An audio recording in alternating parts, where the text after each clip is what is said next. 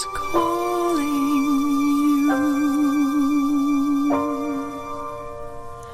The universe is calling me. It speaks both day and night. It's full of dark and light.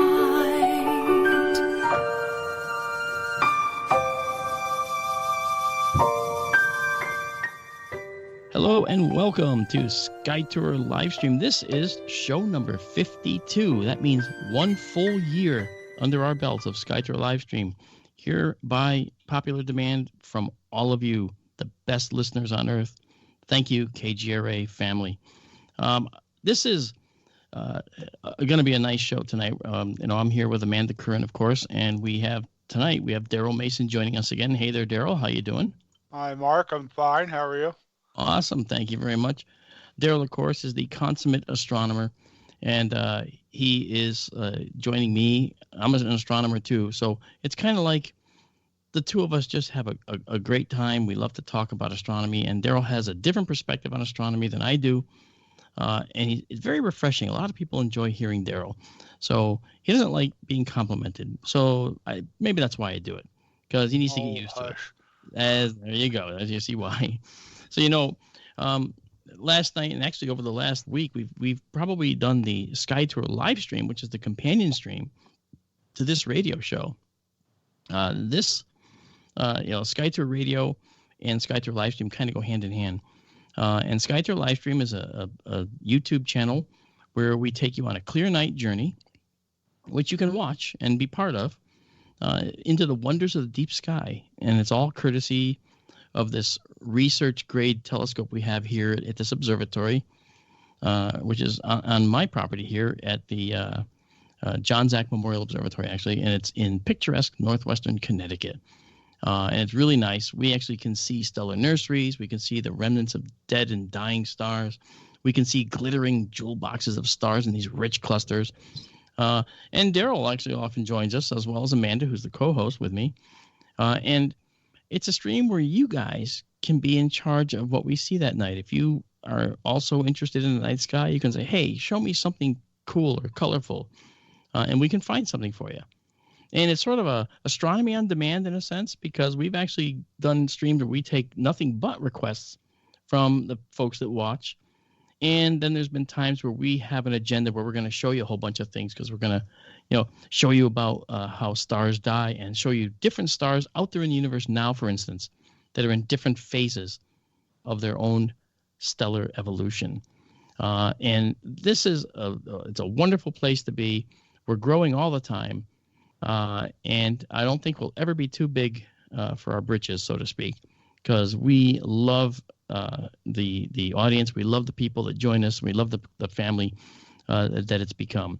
So come on and join our family at SkyTour Livestream over on YouTube. Now, if you want, you can walk away with something as well. We actually have a store on fxmodels.com, which is my company I owned since 1994 or so. And FX Models is a visual effects company, but we actually have a store. We actually offer 3D printed landscapes and craters from the moon, from Mars, and Pluto. All right, and it's all taken directly from the NASA Space Probe data. All right, and if you have any questions for us, you can contact us at our KGRA email. We have an email. It's called SkyTour Radio, SKYTOUR Radio, at kgraradio.com. So tonight we're going to have some fun. We're gonna talk about some really interesting features of some exoplanets. We're also going to talk about I have a few notes on carbon-based life I'd like to talk about, and then we're going to have some outstanding science tidbits that are going to be kind of fun as well. But first, let's talk about the exoplanet roundup. In the exoplanet roundup, we're going to come back with we're actually going to use a exoplanet that we've talked about before, but there's a particular reason why we're bringing it up again. And here's what it is. First of all, what is it? It's TRAPPIST-1 is the star, and planet E, is the planet that's going around TRAPPIST-1. Now, TRAPPIST-1 has 7 planets. It has a planet B, C, D, E, F, G, and H. Yeah, I know. Very, very creative. But the reason that these 7 planets, in fact, are really interesting is because all 7 are closer to their star than Mercury is to our sun. So, and by the way, 3 of those 7 are possibly in the habitable zone for the star. So right away you know that it can't be a star like the sun because Mercury's surface is hotter than melted lead. So how could it be in a habitable zone even closer? Well, it could if it's a red dwarf star. And TRAPPIST-1 is indeed a very, very small red dwarf. Okay. And it's the 3 planets that are actually possibly in the habitable zone around TRAPPIST-1 are not the closest ones and they're not the farthest ones, but they're the 3 kind of in the middle. All right. And of the planets in the habitable zone, which are D, E, and F, it looks like planet E might be the one that's most likely to be habitable over the other 2. Now, the star, as I said, is a red dwarf. It's 7.6 billion years old. Well, our sun is 4.6 billion years old. And now that 4.6 billion years old is 3 billion years younger, all right, than TRAPPIST-1. So if life could take a hold at TRAPPIST-1 on any of these planets, then I suspect that that life would have done so. And I'm not the only one to think so, as we'll see later on in the show. So life here took 4.6 billion years to come about. But at TRAPPIST-1, as I said, it's had 3 billion additional years. Now, TRAPPIST-1 is an M-class dwarf, like I said, which means that on the scale of our spectral classes, the hottest are the blue stars, which are O stars, and it goes O, B, A, F, G, K, and M. M is where TRAPPIST-1 is, and it's actually down the scale of the M's a little bit. So it's actually only 1/10 of the sun's radius and 1/10 of its mass. So it's tiny. It's so tiny. And it's 39 light years away. So it's really not that far. TRAPPIST-1 could be, TRAPPIST-1e, in fact, could very well be one of the most Earth-like planets we've ever found, except it's somewhat of a strange environment. Now, what does that mean? Well, because it's so close to the planet, it's most likely that because it's so close to the star, it's most likely that that planet is tidally locked to the star. And what does that mean? We've talked about it before, but I'll tell you again. The planet will have one side always facing the star because it's so close. And tidal locking occurs when you have 2 gravitationally bound objects that are one closer than one's very close to another, and that will cause this problem. Okay, and we know that the moon is tidally locked to our planet, right? So we only see the same face of the moon. Yet, if you saw the moon all alone without seeing the Earth, then over the course of a full month, we would see that the moon would go around once on its axis, and that's the little dance that the Earth does with the moon. Okay, it's the same face always facing us. So TRAPPIST-1e, this particular planet, it has a year that is only 6 days long. So it goes around its star once every 6 days. That means that you'd see the full year of constellations. Like we have to wait a few more months before we see the summer constellations. But at TRAPPIST-1, you only have to wait a few days to see the summer constellations. And interestingly, they won't look all that much different at TRAPPIST-1 being only 39 light years away. They'll be a little different, but not completely different, So it's kind of cool. So we're going to come back to TRAPPIST-1e in a little while when we talk about it. I just want to say one thing. In a tidally locked situation where you have a planet that is potentially facing the star the same face, it means that the sunlit side will always be sunny and bright. And if it's in the habitable zone, it means that may always be a tropical paradise, 24 hours a day. In fact, if there's no concept of 24 hours a day actually there, because there's really no day, it's always day. So it's always the same all the time, every day. Again, we're using Earth terms for this. So, but if you were someone that wanted to go to the beach, well, there you go. That's the side you go to. And if you're someone that wanted to photograph sunsets, well, then you go to where the night and dark side meet, and you'll have a perpetual sunset tour. You could just look at the sunsets for years if you wanted to. Well, 4 years is going to be, on TRAPPIST-1, 4 years is going to be 24 days. So I think it's kind of cool. When we talk about this, when we talk about planets like this, there's always some strange things we have to, accept. Here we have a day that's 24 hours long. Well, not quite. And if we go to TRAPPIST-1, our day is going to be something in the order of, never ending. And then our day is our year is going to be 6 days long. So, we're going to talk about why that particular planet E at TRAPPIST-1 is important in a little while, because we are going to come back to it. But first, I just want to give some reflections on carbon-based life, okay? Because we talked about it last week a little bit, and I want to kind of reiterate and go through a little bit more. Every life form here on our planet, it depends on carbon for its life, okay? It depends on carbon, and carbon is all throughout our cells. It's plentiful in the universe, being that it's number 4. It's in terms of the most abundant by mass, it's 4th. That means that for a specific location in the universe, the 4th most abundant element is going to be carbon. And in our Earth's crust, it's the 15th most abundant in our Earth's crust. So the most abundant is in our Earth's crust is oxygen, silicon, aluminum, iron, of course, which is 4th. Calcium, sodium, magnesium, potassium, which is 8th, titanium, and hydrogen, which is 10th. And then phosphorus, manganese, which is 12th, fluorine, barium, and then carbon, okay, at 15.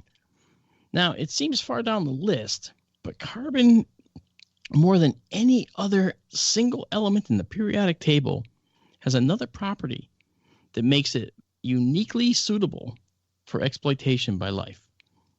And that is, carbon forms many compounds. In fact, the most of any element in the periodic table. And so far, we know of 10 million and counting. Okay, so that's incredible. And there's many more that are actually possible. So carbon has been rightly called the king of the elements, which is kind of interesting. So this is why we can call ourselves carbon bigots when we kind of look for life out there. Because if there's life out there, there's an excellent chance it's going to be carbon-based. And even though it's almost arrogant to assume it, we can make the assumption that life elsewhere in the universe may very well be carbon-based. We're going to come back to that in just a little bit. But, so it's for this reason, among others, that we always seem to prioritize searching for life that include the search for carbon-based life. All right. So when we talk about it, let's say, hey, what about life forms elsewhere or anywhere on this planet? What do they all have in common? Well, they're carbon-based, as we mentioned, but they have DNA and another nucleic acid that we know called RNA. And now DNA is deoxyribonucleic acid, and RNA is ribonucleic acid. Now, what's the difference? Well, RNA is similar to DNA. And I'm not trying to send you back to high school or college chemistry here or biology, but I am trying to just make it clear why carbon and oxygen and hydrogen are so important to life here. Okay, RNA is similar to DNA, but different. RNA typically is single-stranded. DNA, as a double helix. All right. Now, I say generally that it's single-stranded, RNA is single-stranded, because sometimes it has forms that are not entirely single-stranded or appear that way. Now, chemists out there can think of transfer RNA, for instance, if they want to talk about the other forms of RNA that don't naturally appear, as a single strand because they tend to fold into themselves. So, an RNA contains ribose, which is a simple sugar, and DNA contains deoxyribose. Now, what does that mean, deoxy? Well, it means without oxygen. So basically, it's an oxygen-free part or portion or oxygen-free construction. All right. And so life in general needs proteins, right? It's built upon proteins. And we have proteins in common amongst all the animals on this planet and creatures. And protein production is in common between all of us. And how does it actually work? Well, here's how the DNA and RNA kind of go together. DNA, for instance, will unzip its double helix, and and cells will then copy the code in one half of the strand, making this RNA, like we just talked about. And this special RNA is used by the cells of all living things as a template to make proteins. So, for example, the cells that make insulin can assemble an insulin protein in just a few seconds, all right, because it takes about a 50th of a second to put each of the building blocks for that insulin into the protein as it builds it, a 50th of a second. So in just a few seconds, we have insulin. So, so DNA is basically the genetic code, and the cells make the RNA, and the RNA is the messenger that carries instructions that allow proteins to be made, which is the basis of all life. So DNA overall is common to all life, and carbon is essential to all life. We are composed of molecules that contain carbon, as we've talked about and as you know, and DNA contains carbon, hydrogen, oxygen, nitrogen, and phosphorus. Now, there's a mnemonic to that. It's known as CHON, carbon, hydrogen, oxygen, nitrogen, CHON, or CHOMP, CHONP, that's N as in nitrogen, all right, because of the phosphorus. Or we can take it a step further and say CHOMPS, which is harder to say, CHONPS, where the S is sulfur. Sulfur is an additional element that's part of our protein base and skeletal minerals, so it's essential to us as life forms.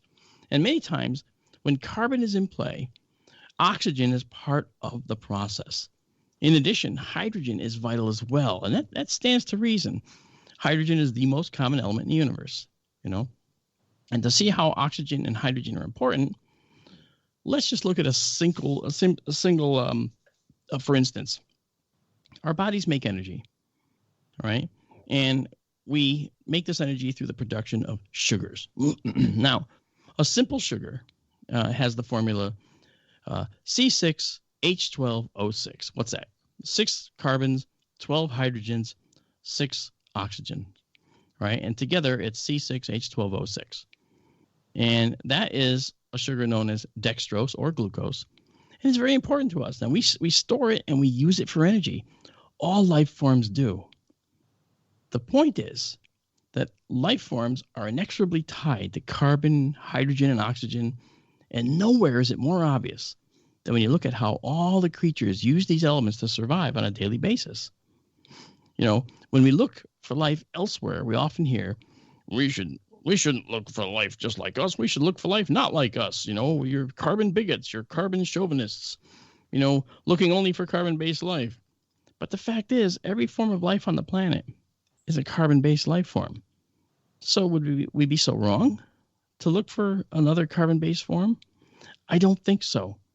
So maybe I'm a carbon chauvinist, but I think it's a good starting point, don't you? Good starting point. Now, there are billions of species that have come and gone on this planet, as well as millions still alive. How and why life here evolved to be fully dependent on carbon, that's a long explanation. It's a great topic for another show, actually. But suffice it to say that among the reasons, the way in which carbon atoms bond and connect to each other is really part of the overall equation. Further, how hydrogen plays a role in creating groups with the oxygen atoms plays a major role as well. All right. And these hydroxyls are very important, as they're called. And so at its most base level, honestly, It's a carbon, hydrogen, oxygen show here on Earth. Okay. So I have to say, looking for other carbon-based life forms is not a bad starting point. I have a question.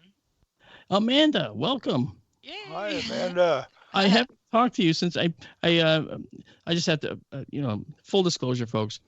We had a technical problem with Amanda coming in tonight, so I didn't say my normal "Hello, Amanda, how are you?"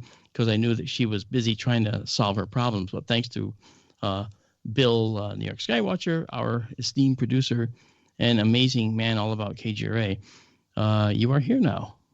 If I was more computer literate, I would have had it fixed faster, but computer update, long story. I'm here now. Yay. On show 52. Yay. Yes, that's right. That's right. Hi, Amanda. Hi, Daryl. Thank you for joining us on such a important show. Well, It You is. can be part of the next 52 with us. I hope so. I hope he wants to be. I will see. Looking back to last Sunday, I've been on 6 nights out of the last 7, and I need a nap, okay? With all those Sky Tour live streams, yes. Yeah. Yeah, we did. Wonderful. We actually streamed 4 nights in a row, and I was going to do a 5th when it clouded over last night, folks. And we ended up doing a cloudy night stream because Daryl, it's your fault. Daryl said, well, how about a cloudy night stream of some kind? And that made me think, well, sure, we can teach people how to use the Lunar Reconnaissance Orbiter Quick Map, which lets you look at the moon in such extreme detail. It's crazy. And that stream had hundreds and hundreds of hits as of this morning. Everybody really liked it. It was a Wonderful. great show. No, you really added to it too, of course, because you were part of it. Oh, thank you. Of course. So I'm glad that you're I here. actually had a question about looking for carbon-based life like us. Sure, please. What kind of life forms are hydrogen-based? Are there such things? Well, in a sense, we are kind of. Okay, like I said, it's a carbon, hydrogen, oxygen show here on the planet. And we have many hydrogen atoms bound up within us. There's hydrogen in our soils and compounds in the soil. And we also have lots of oxygen as well as the carbon. So it's kind of a, based on our DNA, it's a CHON show, basically, CHOMPS show, which I said before, carbon, hydrogen, oxygen, nitrogen, phosphorus, and sulfur. Those are the main ingredients for life as we know it. And exclusive of the sulfur, we actually have the CHON in our DNA, in our DNA molecules. So it's really interesting that we have all of those elements that are in our DNA and so forth are vital to us for living. But so far, if it doesn't have carbon, we don't know. We can just say we don't know. Could there be another life form? Maybe. I don't know. That doesn't need carbon. That could exist elsewhere. Yeah, that's what I was wondering. I phrased it wrong. Yeah. No, it's okay. It's fine. And the thing is, we need carbon to survive. We also need oxygen to survive. And ideally for us to find another world that's suitable for us, we would have to find the oxygen atmosphere. Well, see, that's what I'm thinking. And I know we're coming up to a break, but things suitable for us. But if we look at things under the ocean that don't need, phosphorus not phosphorus, like photosynthesis. Yes. That do, that's what I'm wondering. Like, yes, we want things like us so we can survive, but if we're just looking for life form, should we be being so picky? Not necessarily, but we'll talk more about that when we come back, if you remind me. I'll try. For Amanda and Daryl and I, this is Sky Tour Radio, folks, and we'll be right back after these words. Thank you.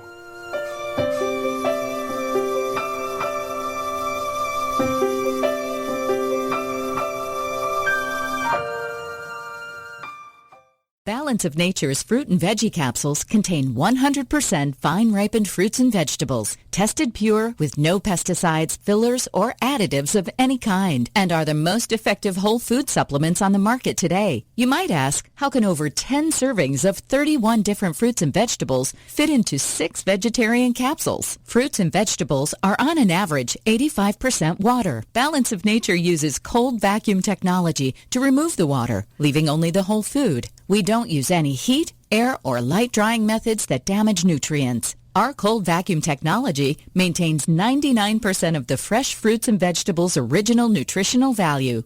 Along with diet and exercise, Mother Nature provides fruits and vegetables to help us maintain good health.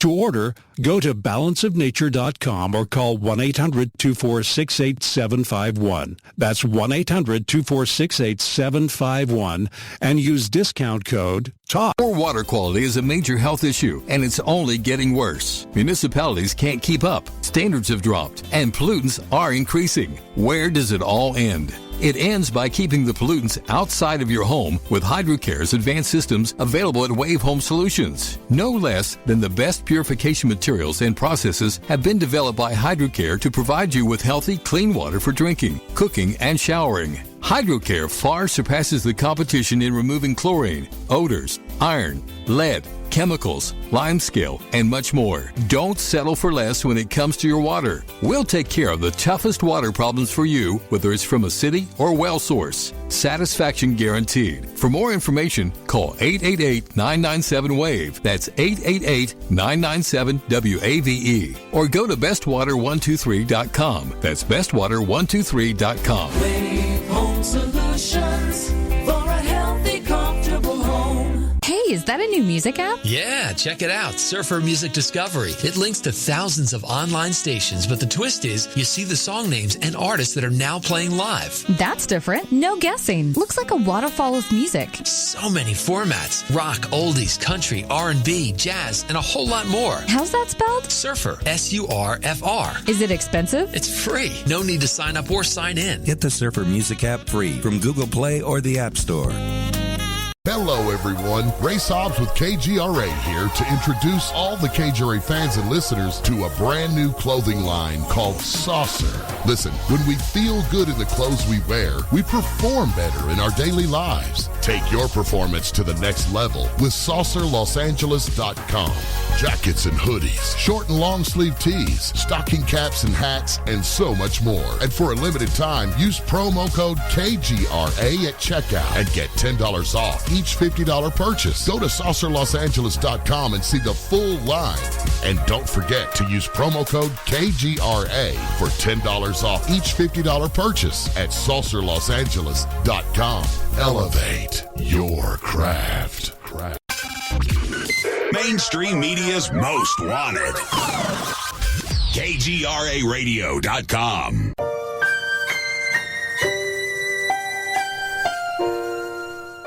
Hello and welcome back to Sky Tour Radio here on KGRARadio.com. I'm Mark Antonio here with Amanda Curran. Hello, Amanda. Hello, Mark. And hello, Daryl. Daryl. Hi, Amanda. Everything's better with Amanda. There you go. Thank you. Now, before we went to the break, we were talking about finding oxygen in an atmosphere of another planet would be helpful to find life. And in fact, that would kind of give us a clue that life is there. And I really want to give you a better reason. I've told you in the past that, oxygen doesn't like to stay in an atmosphere. And whether you remember that or not, doesn't matter, because I'm going to tell you a little more about it. So if we see an atmosphere of another planet that has oxygen in it, then it means that it's probably something that's belongs in the atmosphere, something that's being made to go into the atmosphere. It's being replaced. Why do I say replaced? Well, because oxygen doesn't like to stay in the atmosphere. It's an oxidizer. And when we think about that, what exactly is oxidation? Now, we know that water and iron will rust something to make, iron oxide, okay? And iron oxide's chemical formula is Fe, 2 irons, 2 of them, Fe2 and 3 oxygen, so Fe2O3, all right? Now, oxygen wants very much to bond with other elements, and it does so very readily, Okay, but the way it does has to do with something called its electronegativity, but we're not going to get into that. That's another discussion, maybe for Skytour Livestream possibly.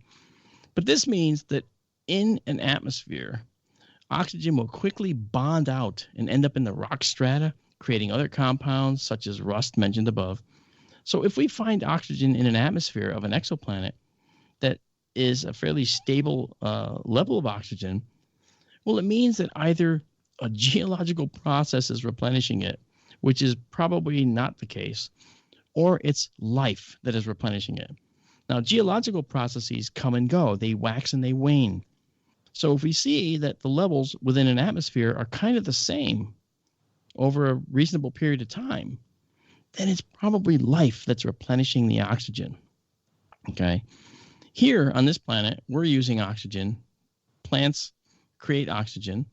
Animals use oxygen. And there's a balance, But that's interesting. The planet, our planet, you might say is in an equilibrium, right? Well, in fact, we're alive precisely because the planet is not in an equilibrium state. Our planet is in what's called disequilibrium, all right? We have an overabundance of oxygen. It's not how the planet wants to be. As I said, the oxygen wants to leave and bond out into the soils and do other things and oxidize things. That's how oxygen works. Oxygen has only one electron in its outer shell, and it readily gives it up, and so forth. So when that happens, when we actually see that oxygen would leave the atmosphere, we have to say, that is meaningful. This disequilibrium that the Earth is in. If we see that on another planet, then we probably have a life-bearing planet. Now, how can we detect oxygen in an atmosphere? Oxygen in an atmosphere, well, we can see it here. We take a spectrum of our own atmosphere. We can actually see spectral lines of oxygen. The only problem is to see them at another planet, we'd have to get out of our own atmosphere. And so we figure, well, we got the Hubble Space Telescope, which can't really do it. We have the Spitzer Space Telescope, which can't really do it. We have the James Webb Telescope going up. Will that be able to do it? Well, if exoplanets have oxygen, maybe the James Webb Space Telescope could look at it. I mean, it's using different instruments, right? Well, unfortunately, the James Webb Telescope won't be able to directly capture the signature, spectral or otherwise, of oxygen in an exoplanet atmosphere. Now, why is that? Typically, oxygen is detectable in visible wavelengths from a long distance, okay? Visible wavelengths, the ones you can see with your eye, right? The James Webb Telescope has infrared instruments. Oh, boy. What does that mean? Does that mean that we're out of luck? What are we to do? Well, the James Webb Telescope isn't sunk because it will be capable of seeing methane and carbon dioxide, whose spectral signatures are way out in the infrared, and we'll be able to see that. And the interesting thing is that James Webb can see these signatures in its IR instruments very well, and methane and carbon dioxide seen together in an atmosphere is a promising indicator of potential life. And the habitable zone of stars is a likely location for liquid water to be found on any planets, and water is the ultimate solvent. It can dissolve, create, and evolve mutations to bonds that eventually become life forms in a complex animal. And water, of course, is H2O, two hydrogens and an oxygen, and it makes up most of those ever-present. It's made up actually of those ever-present hydrogen and oxygen atoms. And the massive super-Earth planets, they're fair game.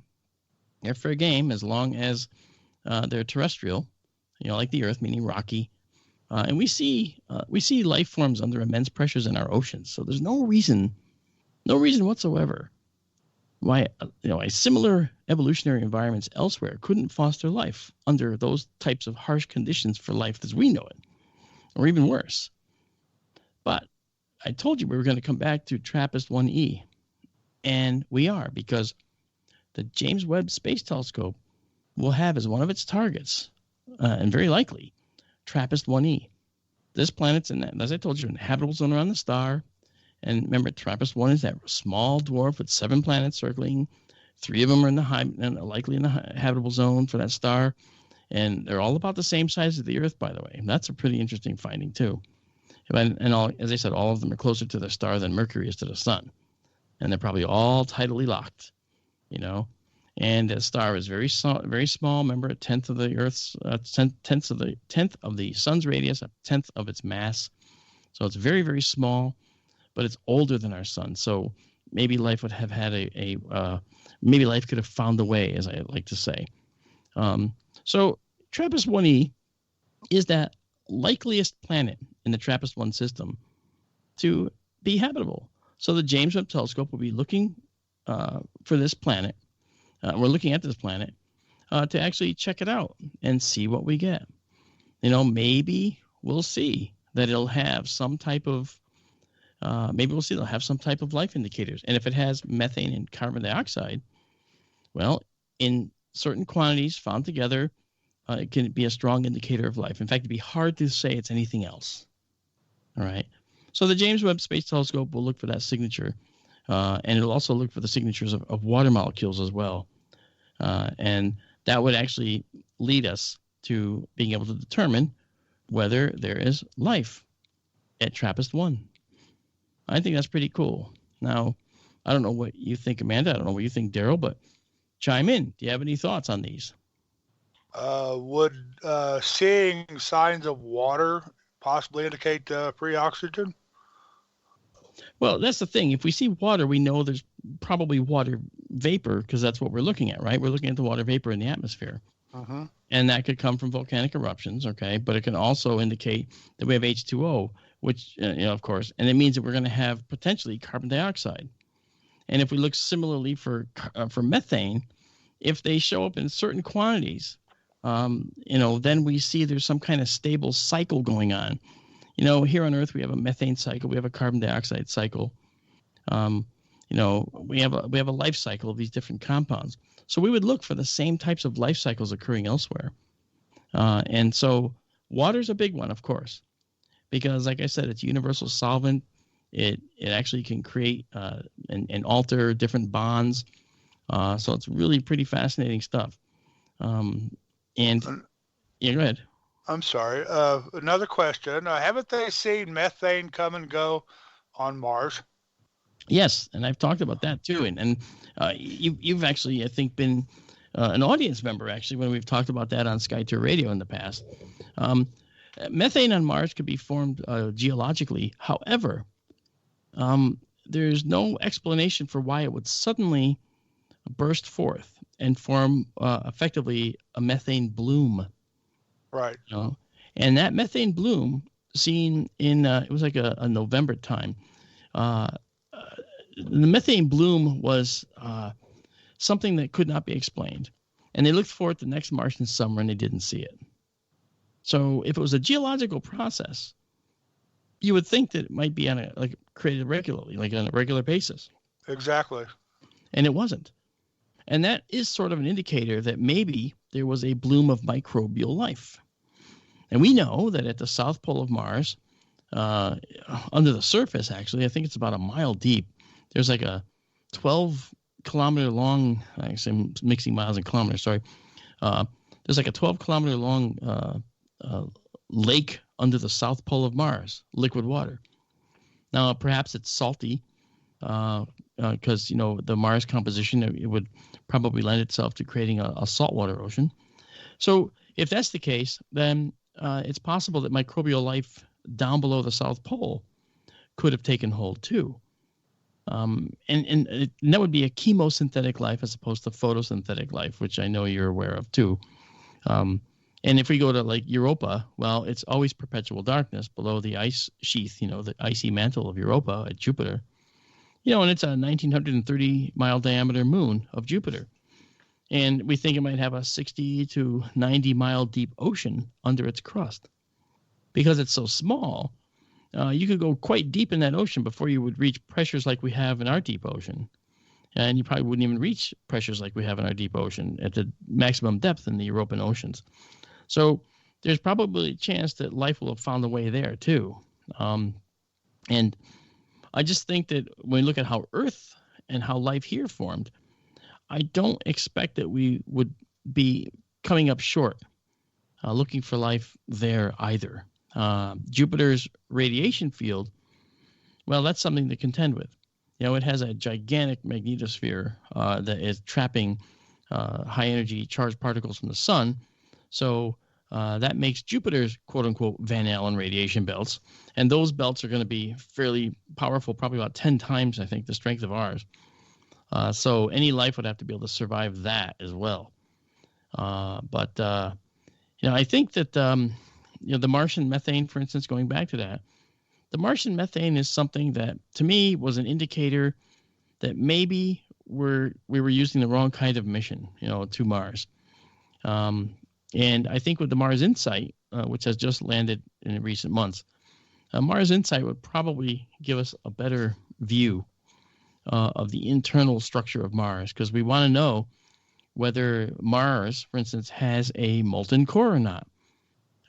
It's probably very hot, but I don't know. Is it a molten core? We know it's not a core like our own because Mars doesn't have a magnetic field.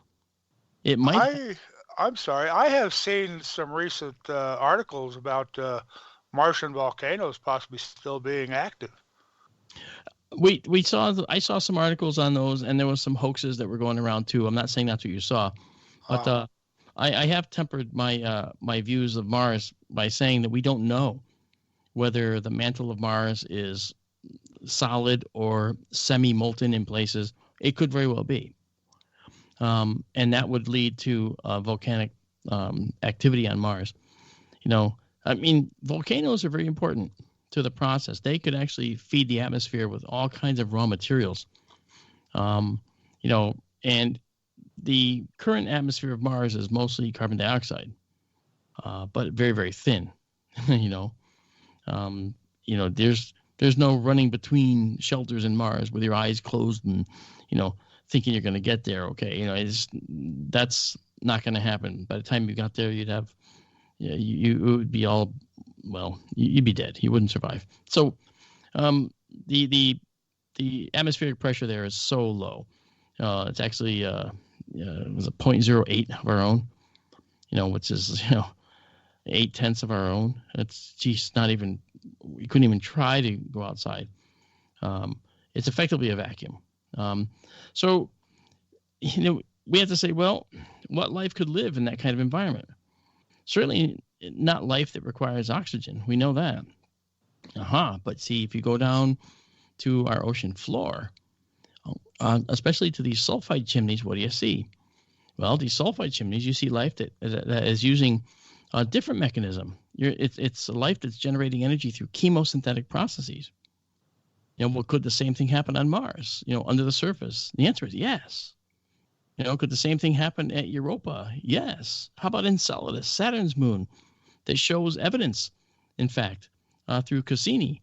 The Cassini mission showed evidence of these long fissures under the South Pole that were heated. In other words, did Enceladus have sulfide or other than sulfide chimneys and spewing hot material up to the surface where it left the moon and went out into space? And the answer is yes. So what is that saying? It's saying that maybe life is more the rule than the exception. We just don't know where to look yet and how to find it. And all life will start as microbial. We sure did. If we think about alien life elsewhere in the universe, if we go back, 2 billion years, 2.6 billion years, any alien life that came here would have seen, a primordial soup atmosphere with only the very rudimentary beginnings of an oxygen atmosphere at that point. There was a great oxidizing event where oxygen creatures flourished and built up the oxygen atmosphere. And during that time, had you been an advanced alien species coming here, you'd say, nice planet, but, can't live here. We breathe oxygen and there's not enough. So move on. Let's go to the next one, So that would happen if you, were an advanced alien species. But anywhere along our timeline, okay, an advanced species may have found us in the universe and come here, but they wouldn't come here because they were looking for oxygen until more in our recent history, where oxygen was prevalent in our atmosphere and these cyanobacteria built up the oxygen atmosphere. So that that oxygen level was actually a lot higher than it is today. At 21%, it was higher. And it fluctuated, but oxygen for us is the main thing that we need to find. And as I said, the James Webb Telescope won't find it. It's not going to see the signature of oxygen directly, but it could see methane and carbon dioxide. And together, those two things would be hard to explain without life generating it, believe it or not. Now, I want to actually kind of shift gears here for a second, Daryl and Amanda, and I want to actually go to something that you and I were talking about earlier, Daryl. Not earlier in the broadcast, but earlier when we were talking in the week. We talked about when we were doing our Sky Tour live streams, we're talking about what's coming up and so forth. And I was just wondering if you'd like to take us through the changes that happened to the Earth over the course of the year. I know that we talked about the analemma, which is that figure 8 thing you see on a globe, and I know that you were kind of prepared to talk about that at one point. And I was wondering if you wanted to actually go through that and take a break from all this oxygen and carbon talk for a little while. How's that sound? Oh, sure. Do it now, I guess. Sure. Okay. Well, I was wanting to talk about that funny figure 8 you see when you look at the Pacific Ocean on a globe. You might have to think back to elementary or secondary school people, but maybe you remember that, or thank you, Amanda. That right there in that photo that Amanda kindly posted. If you look at a globe or a map of the Earth, you'll often see that skinny figure 8 out in the middle of the Pacific. If you open that up and look at it, and for those not in chat, I will try to describe. It is a skinny figure 8 sort of thing that if you can see the picture, you'd see that the top of the figure 8 is touching the 23.5 degree line on the globe, which is the Tropic of Cancer. And the south end of that figure 8 is touching the minus 23.5 degrees line, which is the Tropic of Capricorn. Now, that figure 8 is the path of the sun in our sky over the course of a year. If you can see that picture, open it, please. The inner edge of that figure 8 is the actual analemma itself. And then the broader band around it all the way on the outside denotes the months and the days where the sun is on any given day. The figure 8 is centered on the equator. Okay. Well, up at the top, that is the summer solstice as seen from the north. And 6 months later, it's going to be down at the bottom of that figure 8, which is the winter solstice as seen from the northern hemisphere. Just the opposite if you live in Australia or someplace.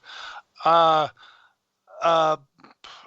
way up, you'll see where the two equinoxes cross. That's when the sun crosses the equator. Okay. And I'm losing my thread here. Anyway, Amanda, could you post that other picture, the analemma fishburne it's called? It shows the sun over the course of the year. If you took a camera and solidly mounted it and aimed it up in the sky and took a picture, say once a week, well, you will literally see the sun describe that figure 8 in the sky. I did that. I did. I mounted a mirror in my bedroom at home when I lived at home, and I set a camera up on a tripod, and I left it there for a whole year. And every day I would take a photo of the sun at the same time every day. Uh-huh. And I ended up with a figure 8 when I put them all together. Yep. Yeah, I got that lemma. Yeah. I'm sorry. That literally is the path of the sun in the Earth's sky. If you wait until it's high noon at your location, that analemma will be standing straight up and down, due south. That photo there, analemma Fishburne, I think that is a morning photograph, but it still shows just the same. The north-south component of that figure 8, if you could see the first pic again, the north-south component literally is the sun moving north and south in our sky as it moves from winter solstice to summer solstice. The horizontal component of that analemma, that is the sides of the figure 8, that is due to the ellipticity of Earth's orbit around the sun. Now, what that means is that the sun occasionally runs fast or runs slow as compared to what you might call the average noon, local noon, which would be, 12 o'clock would be due south. Because the Earth's orbit is elliptical, well, when the Earth is moving out from the sun, so to speak, out on one of the ellipses, one side of the ellipse, it takes a little longer for the Earth to catch up on its axis as it's rotating. So to meet the sun, it'll take a little longer, and the sun will be late. When the Earth is moving in on the ellipse, it will tend to run a little early, if I remember correctly. I may have that backwards. That is what makes the sides of the figure 8, okay? If we lived in a perfectly circular orbit around the sun, that would not look like a figure 8. It would just look like a straight line going up and down, again, touching the summer solstice and the winter solstice. And if we weren't tilted on our axis, it would also have a very different look. This is true also. If we were not tilted 23.5 degrees, just like you see your globe tilt on its stand, well, there wouldn't be anything at all. The sun would just be at the equator every day, every year. Yep. So, the other thing I wanted to talk about was, I call it 4 minutes a day. There's a solar day, okay, that's our standard 24-hour day. We measure at midnight to midnight now, but in the past, well, the ancients, they might have considered it sunrise to sunrise. Now, you're going to have to think a little bit, because I'm going to ask you to do away with everything we just talked about with the analemma. If we had every day was an average day, okay, the sun would rise, and the next day, exactly 24 hours later, the sun would rise again. And hey, that's what makes days. And, you go around the sun 365.24 days a year plus some. It would come right back where it started, as projected against the constellations in the sky. Right. There's also a thing called a sidereal day, though. Sidereal means star day or star time. Yes. If you watch a star rise on any given day, any given morning, okay, and you go out and you watch it again the next day, that star will not rise in 24 hours. That star will rise in 23 hours and 56 minutes. Okay, there's a 4-minute discrepancy there. It's actually a little bit less than that. It's 3 minutes and 56 seconds. But just to keep the math simple, let's call it 4 minutes a day. Hey, Darryl, I don't mean to cut you off, but we do have to take a break. I would love to have you come back and tell us the rest of this after the break. Is that okay? Very good. Fantastic. Hang in there, folks. This is Mark D'Antonio with SkyTour Radio with Darryl and Amanda, and we will be right back.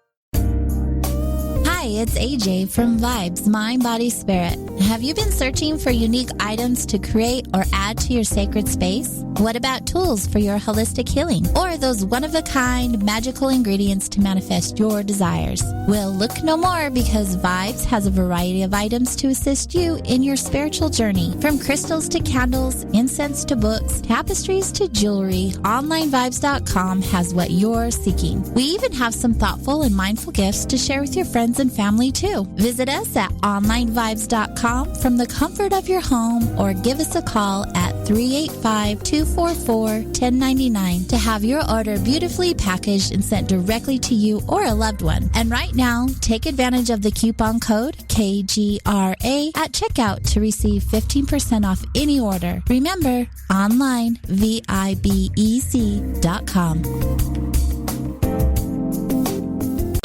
Okay, nurse, let's get this man to the ER stat. Right away, doctor. We see this every day. Heart attack or angina pain due to blocked and clogged arteries. Chelation can remove obstructions or blockages from arteries and help avoid painful and expensive surgery. Now there's Angioprim. It's a liquid oral chelation product that you take with juice. You start to feel the results fast. Angioprim increases blood flow all over the body, and that means more energy and strength to take on the day with less aches and pains. 60 years of research has gone into chelation, and Angioprim is the result. A safe and easy way to unblock your veins and arteries from buildup that slow circulation. Paging Dr. Jones. Please report to the emergency room right away. Log on now for a special radio offer from Angioprim. That's angioprim.com/radio. ANGIOPRIM. Angioprim.com/radio, or call 877-882-7221. That's 877-882-7221. Hello, everyone. Ray Sobbs with KGRA here to introduce all the KGRA fans and listeners to a brand new clothing line called Saucer. Listen, when we feel good in the clothes we wear, we perform better in our daily lives. Take your performance to the next level with SaucerLosAngeles.com. Jackets and hoodies, short and long sleeve tees, stocking caps and hats, and so much more. And for a limited time, use promo code KGRA at checkout and get $10 off each $50 purchase. Go to SaucerLosAngeles.com and see the full line. And don't forget to use promo code KGRA for $10 off each $50 purchase at SaucerLosAngeles.com. Elevate your craft. You listen to us, and we listen to you. And so does the CIA. KGRARadio.com.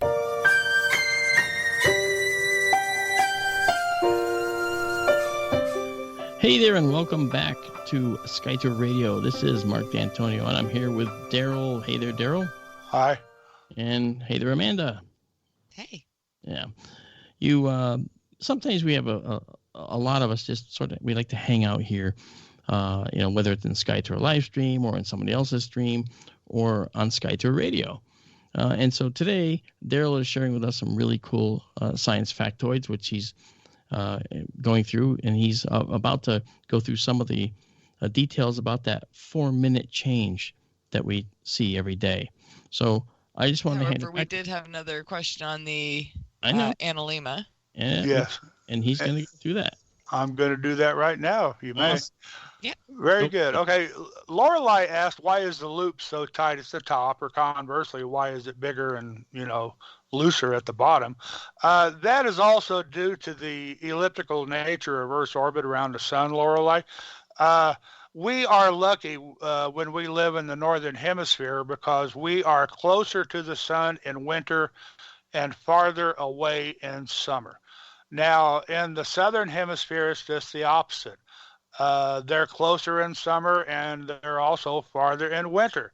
So beyond whatever moderating effects all the ocean in the summer in the Southern Ocean has, the southern hemisphere gets the worst of it, is that they're both closer in summer, so they get nominally hotter, and they're farther in winter, so they get nominally colder.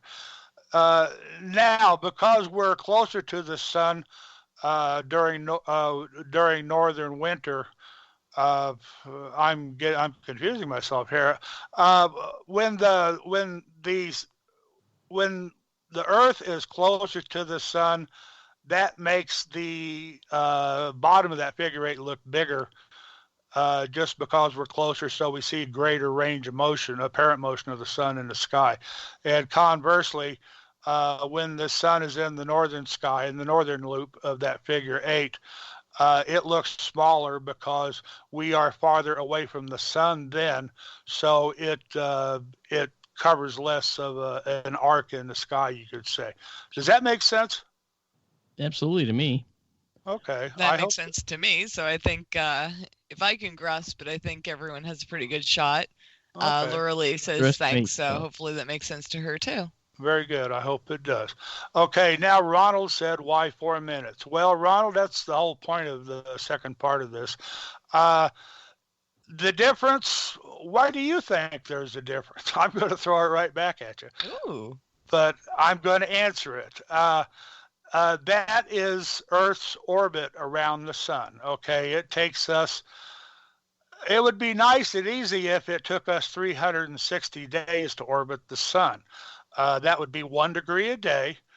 And day by day, we would march 1 degree around the sun, and we would see any given star rise 4 minutes earlier. Does that make sense? Because we have marched 1 day farther around that circle, which takes a year to complete. That is why we see the stars wheel across the sky over the course of a season, over the course of a year. That is the difference between a solar day and a sidereal day. Again, it's not exactly 4 minutes. It's actually 3 minutes, 56.1 seconds or something like that. But something totally ridiculous, right? Yes. And our year doesn't take 360 days. It takes 365.24 blah, blah, blah decimal degrees to orbit the sun once. And that's where all the little decimal points go into, which maybe we can pursue that deeper another time. But that 4 minutes a day, okay, in a week, 7 days, that's almost a half hour. And in the course of a month, that is about 2 hours. So if you go out on the first day of the month, say, and you see Antares rise, 2 months later, Antares is going to be 2 hours up in the sky already, and the next constellation, Sagittarius, will have followed Scorpius and Antares up into the sky. Now, you take that 2 hours a month, and you multiply that by 12 months a year, and what do you get? You get 24 hours. The stars have gone right back full circle where they were when you started on the first day. This is why the stars wheel in the sky. This is why we see the stars, the constellations, change over the seasons and over the course of a year. Does that make sense? And this is why it's so important to have Daryl on the show. Oh. That does make sense. That's something people can follow along with and actually see. Well, there's another thing too, and that's that when we measure the positions of the stars in the sky, we measure them by a value called the right ascension. Yes. And the right ascension is measured from 0 to 24 hours. You know, it's a 24-hour clock, basically. And just like Daryl was just talking about.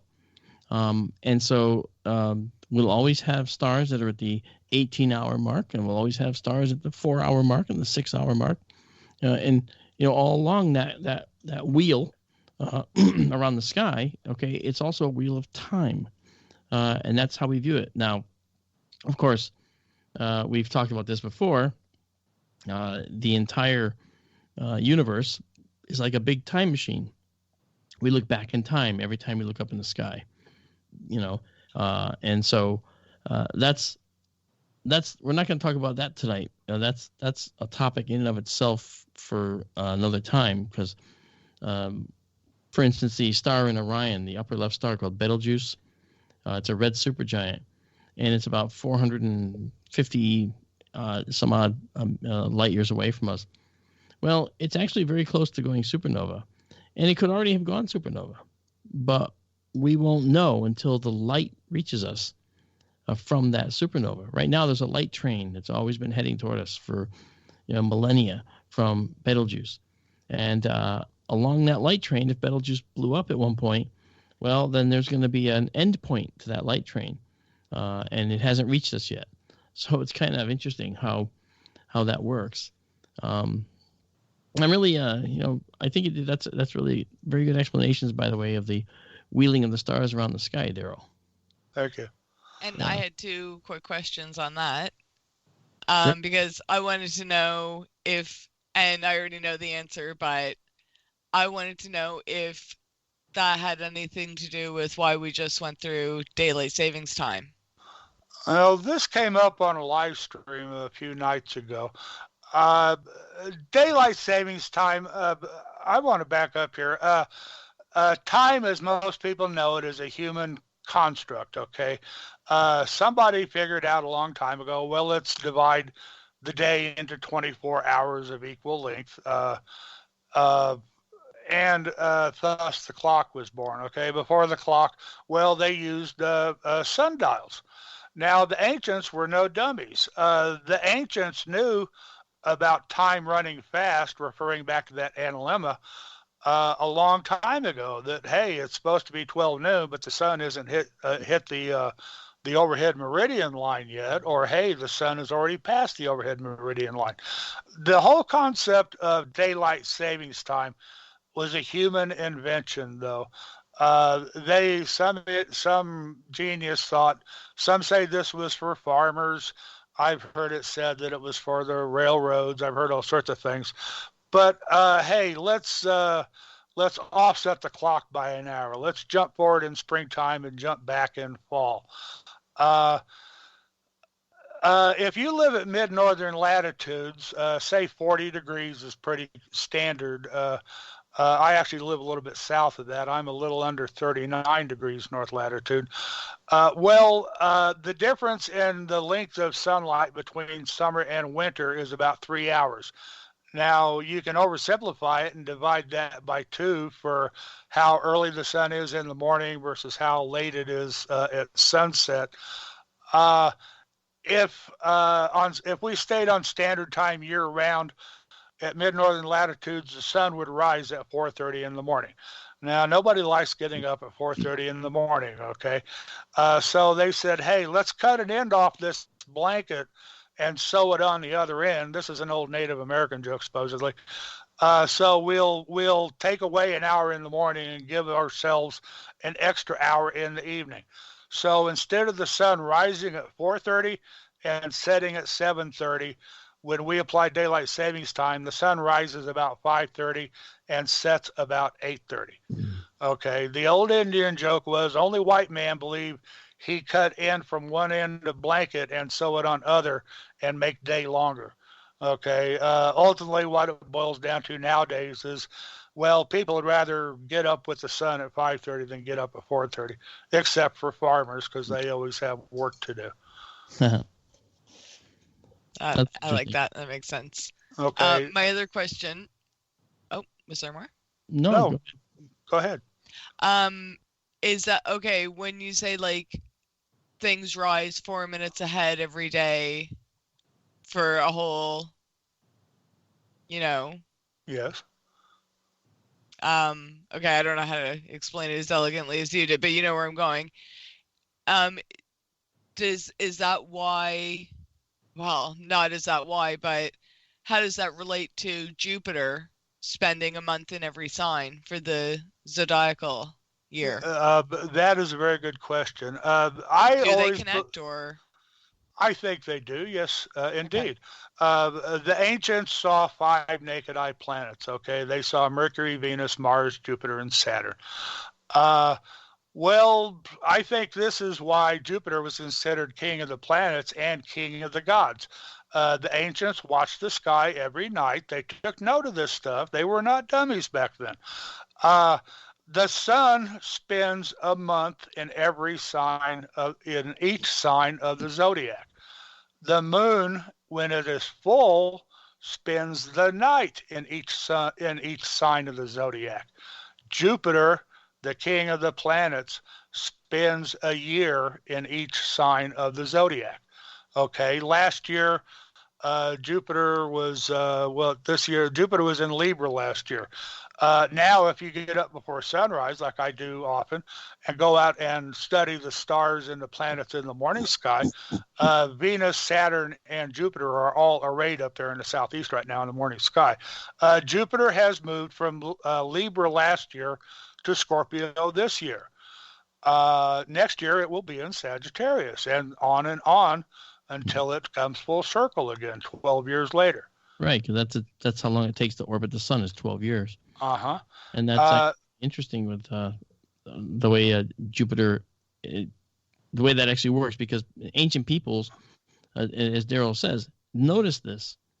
And this was worked into everything, and maybe is probably responsible for an awful lot of our base 12 type months and so forth that we use. I mean, it's really, there's a relationship, in other words, between Jupiter's time going around the sun and all the rest of what we believe in our culture.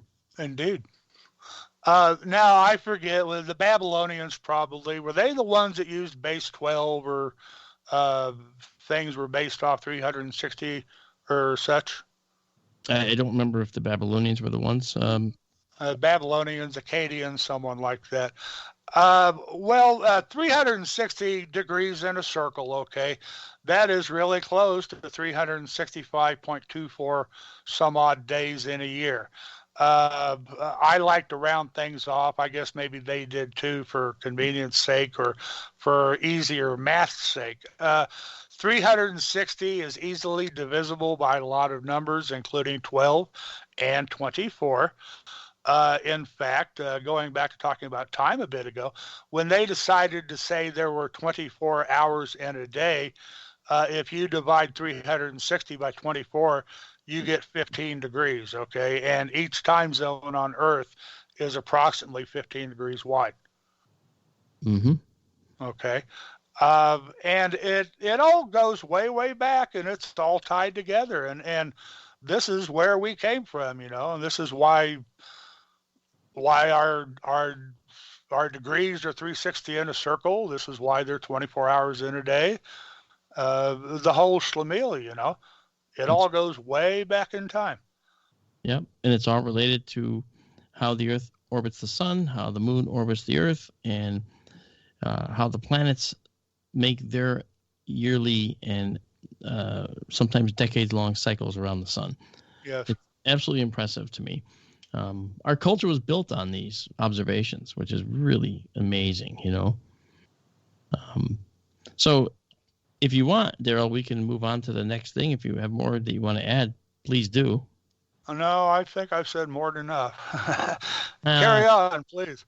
All right. Amanda, any questions from you? Oh, I always have questions, but I know some of the interesting things you're going to talk about, so I'll let you carry on. Okay. I'll have questions on them. I did want to answer Lorelei's question about does anyone ever describe what light is actually composed of? Well, actually, yes. If you want to think of it, light, the unit of light we call a photon, right? And basically, it's a fundamental particle of light, if you think of it that way. And they're the most, they're actually the visible thing that we can see in the electromagnetic spectrum. Technically, they're electric fields at 90 degrees to a magnetic field, the way they're actually built. But the thing that's weird is light has a really strange property. It can be both a wave and a particle. It acts like both. The physics works for light if you operate on it as a wave, okay, or as a particle. So that said, that means that photons have these somewhat really interesting characteristics. You can refract them in substances. You can diffuse them through substances, okay? And it's not the same. They're not the same, for instance, as like an electron or a proton, okay, or a neutron, okay? This is very different. But that's kind of, so we kind of know what light is, and we actually have a a descriptive term for it. And basically, the photon is the unit of light. Basically, the photon is the actual, call it a little packet of light, basically, the elementary particle of light. All right. So I think that's pretty good question. Thank you for asking that, Lorelei. Can I talk something in there? Sure, go ahead. That photon has to move at the speed of light. Photon cannot sit still. Right. The photon is massless, and by its nature, it has to move at the speed of light. Right. And they specify speed of light in a vacuum as well, because light can change in different media. In fact, it's when we saw these fast radio bursts, looking at how the difference in arrival time for certain frequencies of light changed as this fast radio burst was coming from a distant galaxy. This actually told us what was in between the galaxies. They're not empty. The space is not empty between galaxies. Galaxies sport these long tails of gas. And when the light goes through that gas, certain frequencies are impeded by that gas, which is very interesting. And this leads to a parameter called the dispersion. All right, dispersion. And that's something that we talked about when we talked about fast radio bursts, FRBs, they're called FRBs, on our show, SkyTerra Radio. I don't remember which show that was. I'm sure if you look in the archives, you can see we talked, fast radio burst is in the title. And we actually talked about that and the dispersion especially. So it's pretty, the science is fast and furious with astronomy now. And it's like, you'll never run out of things to say on this show. You just won't, because the astronomy is always learning new things, And, Daryl, when you first built your first telescope, I bet you couldn't wait to see, we call it first light, when you first take it out and look up at the sky. And Absolutely. Right? You pick something to look at, and you're like, oh, I can't wait to see that cluster, or I want to look at the Orion Nebula, and then you look at it and it's like, wow, the feeling is there. It's immeasurable. You can't measure that feeling on any scale. Indeed. Right? For me, it was 1996, and it was Comet Hyakutake. Oh, Okay, yeah. I mean, I did polar align the thing first, but aside from that, the very first thing I looked at, because it was prime time in the sky right then, was Hyakutake. And I mean, it was everything and more than I ever could have hoped for. I bet. It was beautiful, and I looked at the nucleus, and it looked like a big spearhead. The whole comet looked like a big blue spear flying across the sky, and the nucleus and the Coleman, all that had the appearance of a big tapering spearhead. It was just absolutely gorgeous. Yeah, and see, when Daryl was talking about polar align, what he means is that some telescopes, if you align one of the axes, one axis goes east to west and the other axis goes north to south. If you align the axis, one of those axes with the North Pole, the right ascension axis. Yep. Then you can actually have the telescope motorized and follow the stars and easily keep tracking the stars. And that's the best way to take photographs of the stars for if you're doing like 10, 20, 30-minute exposures. And when I was getting my astronomy degree, I actually was taking pictures for an hour and 45 minutes in the dead of winter at the top of a ladder in a very, very cold observatory because, of course, they're not heated. And it was a 24-inch Cassegrain system I was using, but boy, oh boy, it was just the results were just stunning. If you looked in the eyepiece, it took your breath away, and I'm not talking about the cold, So I'll tell you, it's really, really breathtaking to look through telescopes for the first time because you don't know what to expect, So it's amazing. And actually, I just wanted to kind of move on to a couple other things here. Here's questions for folks out there and also for Daryl and Amanda. And I like to actually once in a while throw out these cool science things. And one of the things that I want to talk about is, where does the Earth's oxygen come from that we breathe? Now, I know that sounds like a simple question, but it actually isn't a simple question. And I'd like to see if any of you know the answer and the details of the answer. we'll probably save that answer for after the break when we come back, but we're not ready to go to break yet. Okay, we have a few more minutes, but there's a lot of places oxygen comes from on the planet, and I just want to know how many people can get all of them. All right, so there's like 3 or 4, but think about it. Okay, so where does oxygen come from on our planet? Now, before we go to the break, there is something I'd actually like to tell you about. Within our periodic table of the elements, there are certain elements, all right, and this is another cool science fact, certain elements that on contact with the water will actually explode. They are, I'm going to tell you these answers, potassium, sodium, lithium, rubidium, and cesium. And when you drop them in water, you get this explosive reaction.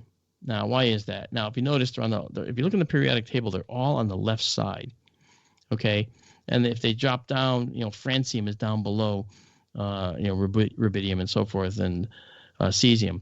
But it's actually potassium, sodium, lithium, rubidium, and cesium. They're actually the most volatile. And why is that? Well, we actually look at the actual atomic structure of these atoms. In the outer shell of these atoms, there's only one electron, just one. All right, and that electron, okay, literally upon contact with the molecules of water, flee the atom, because they actually find that the attraction to leave the atom is higher than the atom's attraction to hold it. And if you have many sodium atoms where these outer electrons are fleeing the atom as fast as possible, what you visually see is an explosive reaction. And somebody did this beautiful slow motion photograph, or actually video, showing the sodium electrons actually fleeing the atom and racing out into the water. And you can actually see spikes, little tiny spikes, leaving. And those are all the electrons, millions of them, racing away from the atom. And it made this gigantic explosion. Now, I just want to say, with 3 minutes to go here, that when I was younger, I may or may not have gotten a hold of a fist-sized brick of sodium metal. And I may or may not have put it in a plastic model boat. And I may or may not have sent it out on a lake. And I may or may not have shot it with a BB gun to see what happens. You? I don't believe it. Okay, so thank you. Now, you're the guy with the chemistry set. I believe it absolutely. Please carry on. I had to see what it was going to do, Daryl. And you know what I did? Oh, yeah. I shot it with a BB gun, and almost immediately this white smoke starts pouring out. Okay, because a minor contact with the air also causes it to really, oxidize fast. And but with water, it's the reaction's even stronger. And so this jet of white smoke started coming out of the hole, and it started making the boat spin around like it was some kind of motorized, like it had a motor. Okay, and it didn't. So anyway, what happened was the BB gun in my hands came up again to my shoulders, and the trigger was pulled again. Don't know how, and it hit the side of the boat, and it cracked a large area from this model. It was a model of the Cutty Sark. I'll never forget. No, I'm sorry. It was a model of the Yacht America. I can't remember who made that model, but it was about 30 inches long, and the sodium metal was in the bottom, acting like a keel. And as soon as the water reached a particular coverage on the sodium, I remember seeing a flash, but I don't remember anything after that, because the explosion was loud, and I just remember now then looking up at blue sky and seeing plastic parts falling onto my head from above me, and that's what I remember. I just remember going, wow. And I was like thinking, I got to get more of that. Yeah. And before I end up sending you guys to prison for grabbing liquid sodium or sodium metal, I think I better take a break here. So we'll be right back after these words. This is Mark D'Antonio with Daryl Mason and Amanda Curran on SkyTour Radio and KGRA Radio. See you in a few minutes.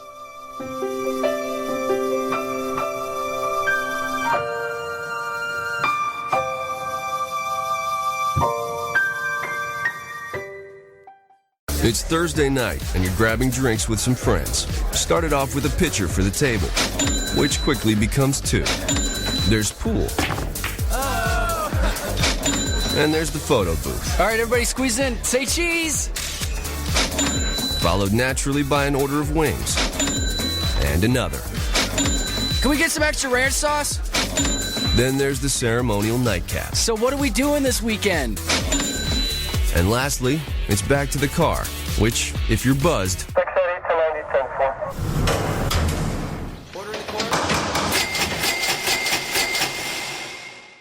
could be the most expensive night of your life. Getting pulled over for buzzed driving could cost you around $10,000 in fines, legal fees, and increased insurance rates. Nothing kills a buzz like getting pulled over for buzzed driving, because buzzed driving is drunk driving. Brought to you by the National Highway Traffic Safety Administration and the Ad Council. Your home has needs. It needs a healthy, dry environment all year round. Start by getting rid of the worst air in the basement and crawl space, where the problems begin and make the whole house sick. Introducing the new Smart Wave Ventilation Unit. It has advanced technologies to continuously reduce moisture, mold, and odors, and expel radon, gases, and pollutants. And now, Wave units include carbon monoxide detection to automatically expel air at a high rate and send you an alert. It also has an app so you can remotely monitor the conditions. Wave is a comprehensive, maintenance-free, affordable solution that will transform your entire home. Protect your home and family with what it needs. Give it a new Smart Wave Ventilation Unit. For more information, call 888-717-WAVE. That's 888-717-WAVE. Or go to dryhealthyhome.com. That's dryhealthyhome.com. Wave Home Solutions for a healthy, comfortable home. Hello, everyone. Ray Sobbs with KGRA here to introduce all the KGRA fans and listeners to a brand new clothing line called Saucer. Listen, when we feel good in the clothes we wear, we perform better in our daily lives. Take your performance to the next level with SaucerLosAngeles.com. Jackets and hoodies, short and long sleeve tees, stocking caps and hats, and so much more. And for a limited time, use promo code KGRA at checkout and get $10 off each $50 purchase. Go to SaucerLosAngeles.com and see the full line. And don't forget to use promo code KGRA for $10 off each $50 purchase at SaucerLosAngeles.com. Elevate your craft. Now you have the inside contact for Alternative Talk Radio. The Planet. KGRARadio.com.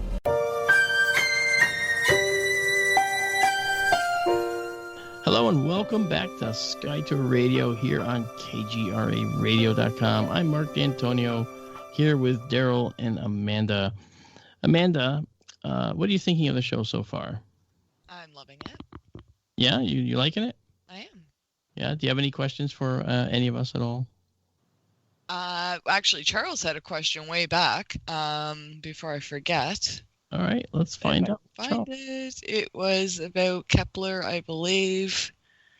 How many planets did they expect to find? Yes, there we go. It is Kepler, yeah. When Kepler was being built. So this is before it was launched or anything, while it was being built. How many planets do they think they might find?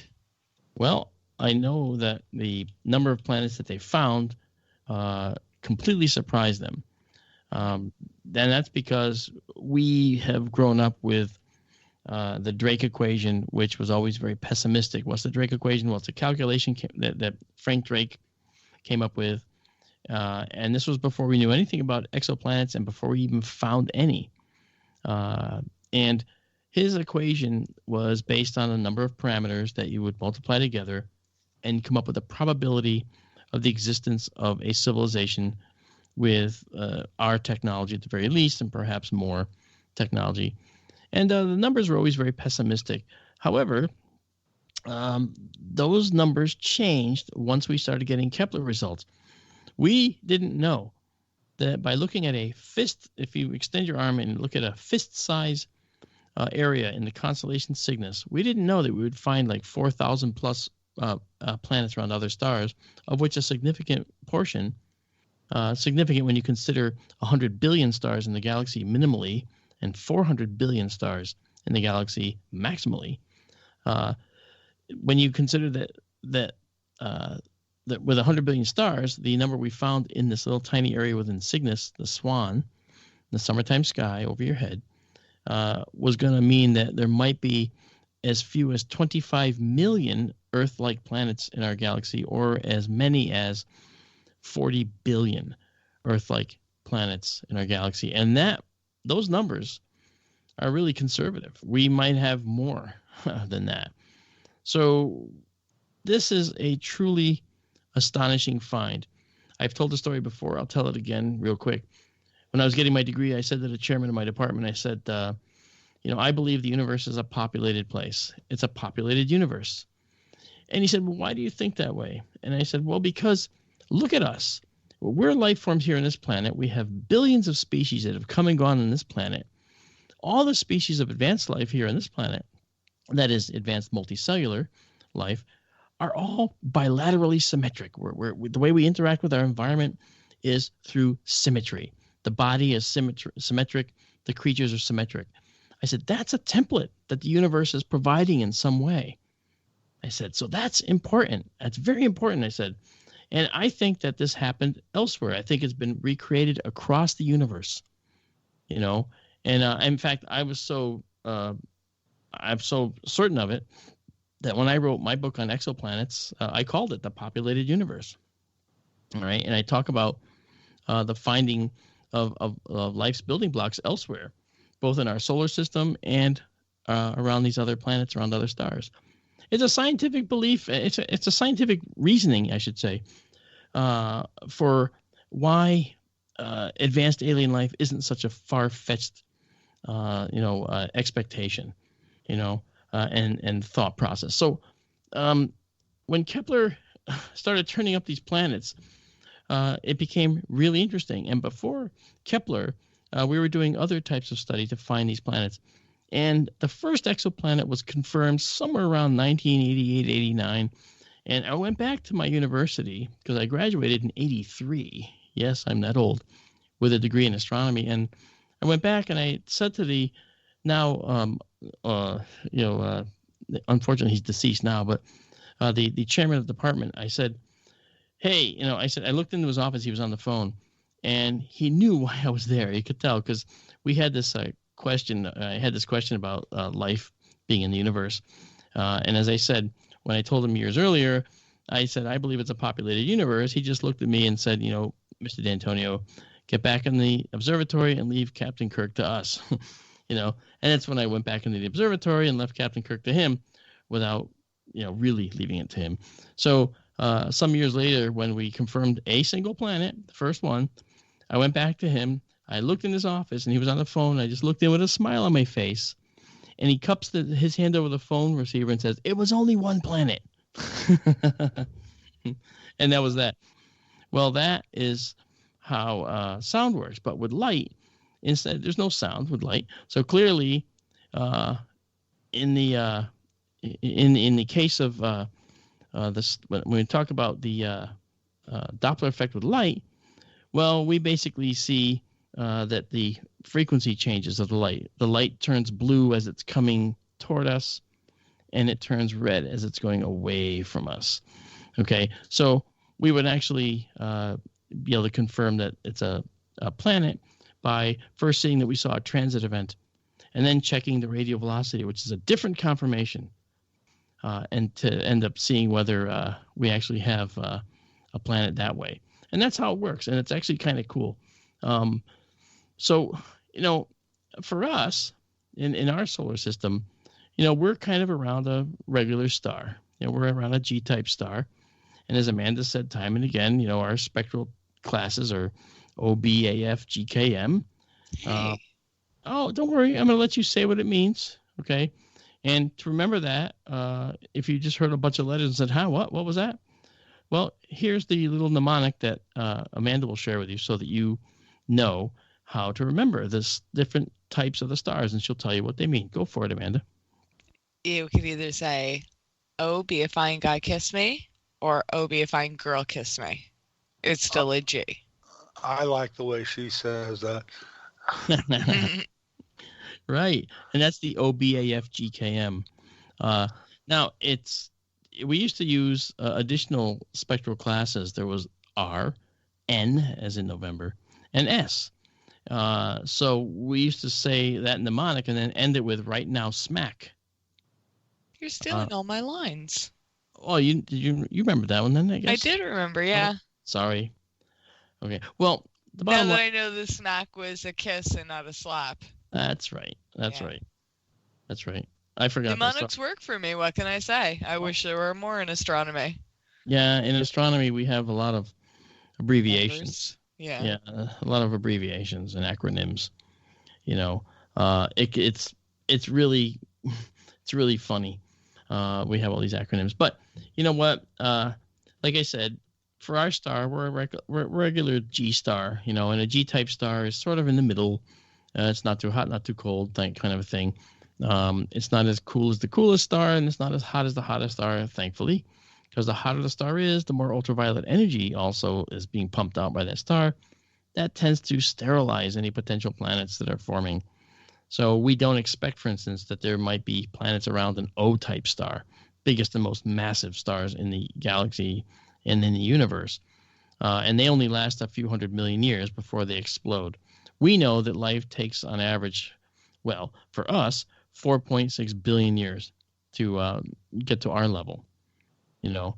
And it takes a long time, you know. And when I do that toilet paper history of the Earth, you see that the bacteria that start making the Earth's oxygen atmosphere happen way back in the beginning, around 2.4 to 3.2 billion years ago. I don't put a number on it because they're still debating that. And that took a long time. But when life finally gained a hold, it exploded. There was an explosion of life. And then single life forms would actually mutate. And then they would adapt to the mutations. Some of them would survive and some of them wouldn't. That was called evolution. And then we would find that many, many species were related to one particular progenitor species way in the past. And that was due to something called radiative adaptation, where they had one common ancestor. Really amazing how this all worked. And so in the cycle of life, then, we found that once the oxygen atmosphere was established, the process by which life could exploit it just exploded, a millionfold in a variety of different directions. All right, so and that's a good thing. See, and that's a G star, okay? And our planet might not be the most habitable, okay, as we'll see shortly. But honestly, there's other stars that would be a lot more dangerous to be around. If our star was heavier, more massive, that is, then perhaps we could end up getting a star that could go supernova. And if that happened, well, then our planet would have been incinerated by a massive explosion a long time ago, because the star wouldn't have lived as long as our sun has. And if that star was anywhere up to, say, 8 masses of the sun, 8 times the solar mass, then when the star exploded into a supernova, the remains, that remnant in the center, could have been something called a neutron star. And neutron stars you've heard of in the past. We've talked about it here on SkyTour Radio, but they're really hard to imagine. Keep in mind, the neutron star is the compressed remnant of a very, very massive star that exploded. And that compressed remnant is literally this is actual number we know, 6.2 miles in diameter. And it's a core of compressed particles. It's not even atoms. It's only neutrons. It's particles that are called neutrons, right? Because under those pressures, protons and electrons can't survive, and they can get converted into neutrons, and we just get neutrons in the star. It's amazing, And now this remaining star will survive because, it's, of course, massive. It's only 6 miles across, and it has a lot of mass in it that could be anywhere from 2 to 3 times the sun's mass. Okay, and it survives because of something called neutron degeneracy pressure, and we've talked about this before in Skytour Livestream. If you've heard of it there, and if not, it's actually what happens when you try to compress the star. The star has so much gravity, so much force of gravity trying to crush it, that the pressure of the neutrons pushing back from being compressed is something the star can't go past because it's not quite massive enough. So the compression can't defeat this neutron degeneracy pressure. So if we look back at a star like the sun, which is not as massive and would never explode in a supernova, our star will become a white dwarf eventually, okay? And that's our future state. And that core, the remaining part of our sun, could only be up to 1.44 solar masses max for a star to be a white dwarf. If a star was more massive, then maybe it could convert those atoms in the core to the particles and then to neutrons and collapse further, becoming a neutron star. Now, the neutrons could, and again, a white dwarf holds its shape because of electron degeneracy pressure in the white dwarf's surface. Okay, and so when we have that happening in a white dwarf, in a neutron, it's neutron degeneracy pressure, and this becomes when we look at a neutron star as a whole, it resists this further contraction due to the star's own massive gravity. It won't allow it to compress anymore. But if it gets past 1.44 solar masses, then the core can collapse, further. A white dwarf that is collapsed further to a neutron star, and a neutron star can exist up to about 2 solar masses. But if it can acquire even more mass than about 2 solar masses, then it could collapse into a black hole. And that is something that's, far beyond the understanding of most people. A black hole makes no intellectual sense, So I don't know. I just think that the neutron star, if we stop there, let's just talk about that for a sec. The neutron star is about 6 miles in diameter, 6.2 miles in diameter at the core. All right, that's a whole star now, compressed into a 6.2 mile diameter core. All right, now, if we take a teaspoonful of that material and bring it to Earth, it'll weigh, and I've heard various calculations, anywhere from 10 million to 6 billion tons here on Earth, a teaspoon. Can you imagine that? If you drop that, on the Earth, it would drill its way down to the core of the Earth without any impediment. It would just go right down without any problem. So that's actually a pretty powerful, process going on there that can generate this, that's just kind of that's an interesting science tidbit there. Another interesting science tidbit is this one, and this is well, first of all, I want to find out if anyone in the chat knows where Earth gets its oxygen from. I had asked earlier. I don't know. I was just thinking about that, actually. Okay. I mean, Earth has 78% nitrogen and 21% oxygen. And where do we get the oxygen from? You said there were like 3 or 4 places. There's about 3, yeah. 3? A lot of people said plants. Good. That was one of my guesses. That is actually one of them, yes. Didn't get much further than that. I think someone said novas. No, but that's okay. We do get oxygen atoms from supernovae. Yes, that's correct in a sense. We also get it from something called the S process in stars like the sun, which we can talk about again at some point. Someone guessed water. Water is H2O. There's oxygen there, but the oxygen has to be here to... Yeah, that's what I was thinking. A good call. Photosynthesis was the guess? That is plants. Yeah, that's okay. right. So someone said limestone. Chemical processes? Well, there are chemical processes. They're minor. They make up less than 2% of the process of making oxygen. But I'll tell you, How about plankton? Now see, now we're getting somewhere with Amanda, the Wonder Girl. Okay, or you should be like a Wonder Woman, right? I mean, you're like you're learning all these things, and you Charles helped. I was thinking that earlier, but he threw it in as well. I see that he did. Nice job, Charles Smar. Yeah, actually, plankton is interesting because, first of all, a lot of people missed the Amazon rainforest. They didn't think about the Amazon as being a oxygen supplier. They said plants. Yeah, well, rainforests in general make up a lot of the oxygen content for the earth. But the Amazon basin itself, the Amazon, is only responsible for 3.2% of the oxygen, believe it or not. But these tiny phytoplankton that Charles mentioned, do you know that they are responsible for 50 to 85% of all the oxygen on our planet? Those little buggers are responsible for the darn disequilibrium that this planet is facing, for the most part. Now, other rainforests make up the most of the rest, and there's a few other sources, like Daryl was mentioning, that make up, the remaining couple of percent.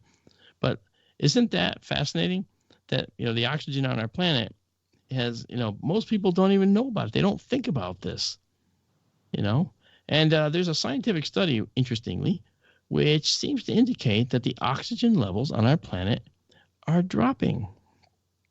Yes, dropping. Now, because there's so many people breathing it in. Well, that's kind of funny. You're tempted to think that maybe we have stressed the planet with too many people, and now this disequilibrium cannot keep up with our attempts to breathe this oxygen. But then again, don't forget, more CO2 goes in the air as we exhale. So more of that goes into the ocean. More of it goes into the carbon dioxide cycle. Plants need CO2 to make the oxygen. Okay. So in order to do that, I think that the more people that are breathing, making more carbon dioxide, might actually encourage more plant growth to counter that. But if we keep destroying the plant life and we keep taking away forests, well, that's a huge problem, So I want to congratulate you guys for coming up with those guesses. That's very good. And the last one I want to mention here, which I think is kind of interesting, is that did you know that you can boil water and freeze it at the same time? Did you know? And how can you do that? Well, it's all related to understanding what boiling is, quote unquote. And boiling is a transition to water vapor, caused by temperature and pressure of some amount. Now, at 1 atmosphere, the atmosphere you're all under now, that's 14.7 pounds per square inch. The boiling temperature that's required to get water to boil and go to vapor is 212 degrees Fahrenheit. That's 100 degrees centigrade. Now, if you reduce the pressure, then the required temperature drops as well. Reduce it enough, and water can be freezing as it boils. Okay? So in other words, you could boil water at 32 degrees if you reduce the pressure enough. Now, I have a vacuum chamber, and I've actually been playing with doing that. I can actually boil water at room temperature. So you could actually boil water, open up the vacuum chamber quickly, and stick your hand in the boiling water. And, of course, it's cold. And people go, that's hot. Yes, that's what you think, because it's sea levels when you boil water. So, for instance, to get water to boil at 30,000 feet, okay, the pressure is lower than the 14.7 pounds per square inch that we live in every day. In fact, it's 4.3 pounds per square inch at 30,000 feet. So to boil water at 30,000 feet, that is to say, top of Mount Everest, you'd only have to heat the water to 160 degrees, which is 71 Celsius. So if the pressure is low enough, there's this point where the temperature required is the freezing point of water. So boiling and freezing can occur at the same time. And this is something where we reach where the water can be just as likely a gas as a liquid as a solid. And that is something special. And I'm going to say to you, Daryl and Amanda, do either of you know what that point is? Triple point. Yes, it's called the triple point of water. Okay. And different substances have different triple points, but water's triple point is interesting. And it's a point where if the pressure and temperature are all set up, and Charles just put up a beautiful triple point chart. If the pressure is set up such and the temperature is set up such, then water may just as likely be a gas, liquid, or solid. And I hope you can see from my example how water can both be boiling and freezing at the same time. Because boiling is not only related to temperature, it's also related to pressure. And at no pressure, water will boil away. You know, that's why on Mars, where the pressure is so low that water can't exist as a liquid. All right, on the surface, it can't exist as a standing liquid. So, frankly, this is one of those situations where if we could terraform Mars, then we could, and this is using Amanda's blanket she likes to talk about, protect Mars from the ultraviolet radiation from the sun. If we could do that, then we could build up the Martian atmosphere such that standing water could exist. So I'm concerned that maybe I'm concerned that maybe someday we might decide to terraform Mars, and let's hope that we don't do to Mars what we did here. Okay, but we are human beings. We have a long way to go. But you know something? If you guys stick with us here on Sky Tour Radio each week from 8 to 10 p.m. on Sunday nights, we'll do our best to keep you on the straight and level and keep you up to date on all the greatest astronomy and wild science, thanks to whatever I can put in, what Daryl can do, and what Amanda can do. And I do want to thank you for joining us tonight on Sky Tour Radio. And don't forget, 52.